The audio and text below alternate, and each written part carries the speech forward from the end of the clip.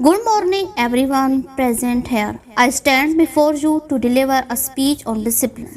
Jim Rohn has beautifully quoted that discipline is the link between goals and success. Discipline is an act of rules and regulation which we follow from our childhood till the end of our life.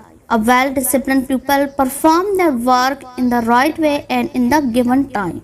Dear students, discipline is something that keeps every person in control. It motivates a person to progress in life. Everybody follows discipline in his or her life in a different form. Although everyone has his own prospect of discipline, some person consider it a part of their life and some don't. A temporary player that given not the real player of freedom.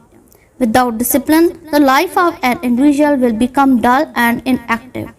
Dear friends, in conclusion, I may say that discipline is the one of key elements of our life. An individual can only be successful if she or he strictly live a healthy and disciplined life. Besides, the discipline also helps us in many ways. Thanks.